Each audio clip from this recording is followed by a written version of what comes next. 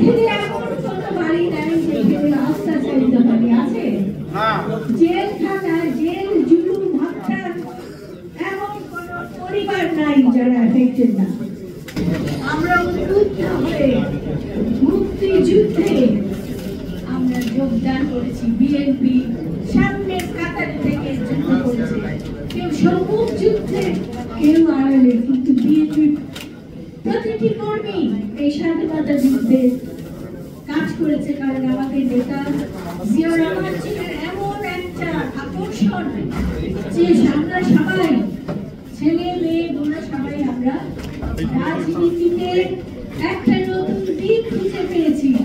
জিয়াউর রহমান যখন তিনি রাষ্ট্র গঠন করবেন, তিনি জাতীয়তাবাদ রাজনীতি, এবং এই জাতীয়তাবাদ রাজনীতি মানে হলো যে আমরা সবাই বাংলাদেশি জাতীয়তাবাদ বিশ্বাস করি, বাঙালি ভারত ঘেঁষা জাতীয়তাবাদ না।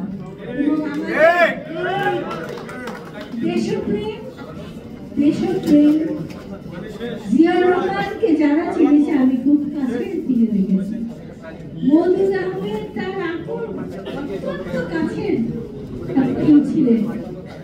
তারাই কিন্তু রাজনীতিকে এত সুন্দর করে বলছিলেন, বহুমুখী গণতন্ত্র এবং ইসলাম। আমরা ইসলামের পতাকা ধরে এসেছি।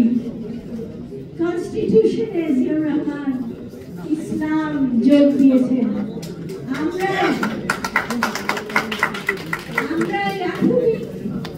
ইসলামিক দল, কিন্তু আমরা সবাই জাতীয়তাবাদে বিশ্বাস করি। যারা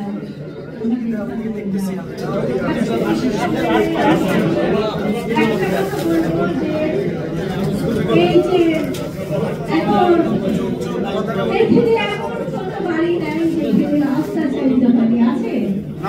জেলখানা, জেল, জুলুম, হত্যা এমন কোনো পরিবার নাই যারা এফেক্টেড না। সেই জন্য আমাদের মতো আত্মত্যাগ করা দল বাংলাদেশে আগায়। যতদিন আমরা বেঁচে থাকবো, আমরা জিয়াউর রহমানের নাম করবো, আমরা দেশের নেত্রী খালেদা জিয়ার নাম করবো, এবং এই সময়ের উপযুক্ত নেতা যারা তারেক রহমানের নাম করবো। সে হাত ধরেছে এবং আমাদের এই এত দূর এগিয়ে নিয়ে এসে দীর্ঘ 17 বছর।